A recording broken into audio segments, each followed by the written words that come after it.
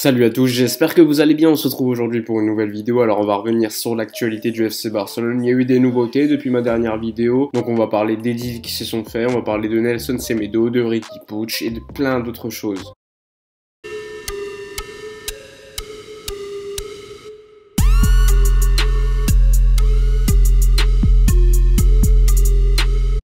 Alors concernant quelques rumeurs mercato, vous le savez, Manchester City, ça fait déjà quelques semaines qu'il cherche un défenseur, donc que ça soit Koulibaly ou encore Jules Koundé aujourd'hui. Alors concernant Koulibaly, comme le Napoli demande énormément d'argent, alors Manchester City a une option numéro 2, c'était Jules Koundé, et pour l'instant ils ont offert énormément d'argent au FC Séville pour le signer, et aujourd'hui il n'est pas improbable que Jules Koundé signe à Manchester City, ce qui permettrait donc au FC Barcelone de signer ensuite Eric Garcia, et c'est à peu près logique, hein, Manchester City, il faut regarder la défense qu'ils ont. Ils ont déjà Aymeric Laporte, ils ont Stones, ils ont Otamendi même s'ils veulent s'en débarrasser, ils ont Ake et potentiellement ils vont signer Jules Koundé, donc ça ferait trop de défenseurs et donc ça ouvrirait la porte à Eric Garcia. Il lui reste 1 an de contrat, il a été formé au Barça et donc si tout va bien, normalement Eric Garcia devrait signer au FC Barcelone cet été, et au pire des cas, si vraiment il y a quelque chose qui bloque, ça sera l'année prochaine de manière gratuite. Mais vous allez sûrement me demander avec quel argent le Barça va signer Eric Garcia. Eh bien tout simplement en utilisant l'argent de la vente de Nelson Semedo. Alors pour l'instant, au moment où je fais la vidéo, c'est pas encore officiel, mais tout le monde est d'accord pour dire que ça sera officiel dans quelques heures, aux alentours de 30-40 millions d'euros. Il signerait donc à Wolverhampton en Angleterre, donc club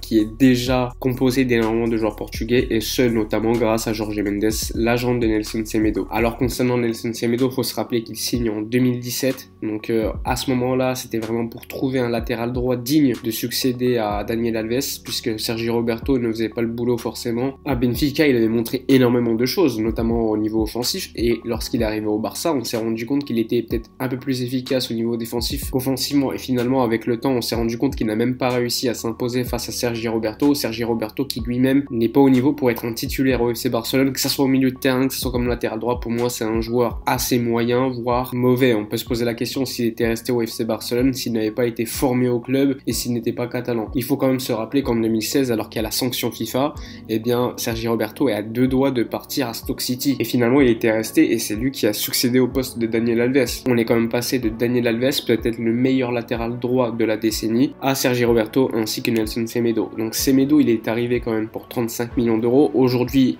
on va quand même récupérer la mise, et ce à mon avis grâce à Jorge Mendes. Je peux pas dire que Semedo soit un mauvais joueur, c'est pas un joueur qui a le niveau pour le FC Barcelone, c'est un joueur qui selon moi n'a pas le QI football nécessaire pour jouer à ce poste de latéral droit au FC Barcelone, mais je pense néanmoins qu'il pourrait s'acclimater assez bien en première ligue, qui est un championnat qui est beaucoup plus physique et qui collerait peut-être donc beaucoup plus aux qualités de Nelson Semedo. Donc ses qualités, c'est plutôt la vitesse ou encore l'impact physique, même si en Ligue 1 on l'a pas vu forcément être très impactant au niveau de son physique, mais bon, c'est un championnat différent. Mais ce qui me pose problème, c'est que toutes les saisons où il a été au FC Barcelone, eh bien il a rien montré de très intéressant au niveau offensif. Vous allez me dire que peut-être sur certains matchs il a été bon, mais globalement sur une saison on peut pas dire qu'il a été bon. Généralement on disait qu'il était plutôt correct, moyen, sans plus. Et cela au FC Barcelone, normalement c'est pas normal. On a besoin d'un joueur très important à droite, notamment quand tu as un joueur comme Lionel Messi qui est juste devant toi et qui a passé quasiment toute sa carrière à combiner avec Daniel Alves. Et bien évidemment tu perds énormément de poids sur le côté droit, et c'est ce qui pose problème depuis déjà quelques saisons. Le jeu penche soit à gauche soit dans l'axe, et le côté droit est assez oublié, on va dire. Dans le football moderne, il faut quand même constater que les latéraux sont très importants, et aujourd'hui, assez paradoxalement, on peut pas dire qu'il y ait énormément de latéraux qui soient à un niveau exceptionnel. C'est surtout des joueurs qui font le boulot, mais sans plus. À part évidemment quelques ovnis, je pense notamment à Kimmich lorsqu'il joue à droite, même si maintenant il va jouer au milieu. Je pense également à Trent Alexander-Arnold, Robertson, Marcelo, Mendy qui sont intéressants, ou encore Dani Carvajal, j'en oublie peut-être quelques-uns, mais globalement, au niveau des latéraux, c'est pas exceptionnel. Et du coup, quand tu vois celui du Barça, ça fait quand même assez peur. C'est quand même une composante très importante du jeu offensif, normalement d'un club comme le Barça qui a une philosophie très portée vers l'offensive, et donc tu peux pas te permettre d'avoir Semedo ou Sergi Roberto. En plus, le problème avec Sergi Roberto selon moi est plus important, parce que lorsqu'il joue pas comme latéral droit, on va essayer de le placer comme milieu de terrain, sauf que même au milieu de terrain c'est un joueur très moyen, et le problème lors des dernières éliminatoires en Ligue des Champions, on se rendait compte que souvent c'était Nelson Semedo comme latéral droit, et au milieu de terrain il y avait Sergi Roberto. Donc un petit retour au 4-4-2, ce qui représente quand même tout l'opposé du FC Barcelone normalement. Et donc avec le départ de Semedo du FC Barcelone vers Wolverhampton pour aux alentours de 30-40 millions d'euros. Le Barça est évidemment réfléchi pour remplacer Nelson Semedo. Alors je vais vous parler de 4 options qui ont été étudiées par le club. Première option, c'était Hector Bellerin, le joueur d'Arsenal, mais malheureusement ou heureusement pour le FC Barcelone, Bellerin c'est beaucoup trop cher pour le Barça et donc l'option a été mise de côté. Ensuite, deuxième option, c'était Sergiño Dest. Sergiño Dest, le joueur de l'Ajax Amsterdam,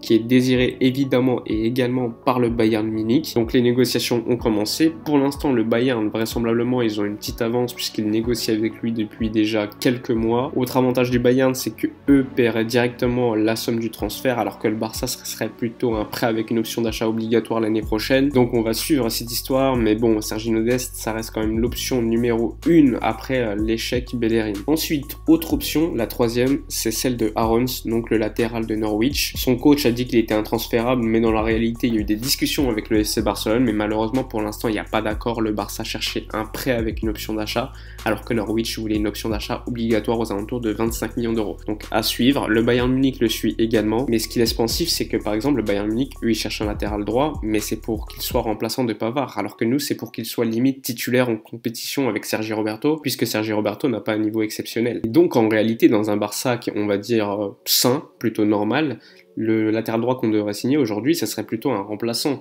Mais vu que Sergi Roberto est si mauvais, si moyen, eh bien on se rend compte qu'on va peut-être signer un joueur de 19-20 ans et le vouloir comme potentiellement ayant les niveaux pour remplacer Sergi Roberto. Donc ça peut être assez compliqué s'il rate ses premiers matchs, etc., etc. Et enfin, la dernière option, c'est une option de la maison, puisque c'est un joueur qui appartient au Barça, qui a été prêté au Real Betis, c'est Emerson. Et donc le Barça, pour le récupérer, devrait payer aux alentours de 6 millions d'euros ou 9 millions d'euros, je sais plus. Mais ça, c'est vraiment l'option dernier recours si le Barça ne réussit pas à signer Aarons ou encore Sergiño Dest. Personnellement, ma préférence irait vers le joueur de l'Ajax, Sergiño Dest, mais je sais pertinemment que c'est un joueur qui est très jeune, qui a encore pas mal de défauts, mais je pense qu'il a largement le potentiel à terme de devenir un joueur très intéressant du Barça, mais après il faudra du temps. Le problème aujourd'hui, c'est que le temps, le Barça n'en a pas forcément. Enfin bref, dites-moi en commentaire quel latéral vous préférez. Ensuite, on va évoquer le cas Arturo Vidal qui est enfin arrivé à Milan. Au moment où je fais la vidéo, il n'y a pas encore les chiffres qui ont été publiés, mais ça devrait être aux alentours de 1 million d'euros, plus des bonus un peu comme ceux de Rakitic lorsqu'il a signé à Séville, qui vont dépendre ainsi des performances du joueur lors des prochaines saisons. En tout cas, il y a énormément de joueurs qui lui vont dire au revoir, Samuel Umtiti, Suarez, Messi, et on a bien l'impression qu'Arturo Vidal était quand même un personnage très important du vestiaire, mais le problème c'est que le football, ça se joue également sur le terrain, et malheureusement il a démontré qu'il était aux antipodes quand même de la philosophie du FC Barcelone. Mais on peut pas nier que sur son passage, il a quand même staté pas mal, il marquait énormément de buts, c'était un joueur qui était présent dans la surface adverse, et évidemment en tant que supporter, on attendait beaucoup plus de ça, on entendait un joueur beaucoup plus technique, et malheureusement on connaît Arturo Vidal, c'est pas un joueur qui est très technique, c'est plus l'Arturo Vidal de la Juve ou encore celui du Chili en 2015-2016. Concernant Luis Suarez, le Barça lui a proposé 7 millions d'euros pour le libérer, puisque normalement on devrait lui payer 14 millions d'euros, c'est le salaire qu'il devrait recevoir pour sa dernière année de contrat, donc le Barça a proposé la moitié, pour l'instant Luis Suarez a refusé. Le joueur a déjà un accord avec l'Atlético Madrid, mais l'Atlético Madrid doit déjà se débarrasser de Diego Costa et ensuite pouvoir éventuellement le signer libre, donc on va suivre assez attentivement cette histoire. Ensuite, concernant Riqui Puig, alors Riqui Puig il a complètement décidé qu'il voulait rester au FC Barcelone, même si Koeman ne compte pas forcément sur lui. Riqui Puig, lui, a dit qu'il voulait montrer à Koeman qu'il avait le niveau et largement la capacité pour être en équipe première du FC Barcelone. Ça montre encore une fois l'aspect combatif de Riqui Puig, qui en plus d'avoir un niveau très intéressant, c'est un joueur qui aime le club, qui a baigné dans le moule FC Barcelone, et donc partir pour un prêt, ça serait un non-sens, et encore une fois, ça serait une année de perdu.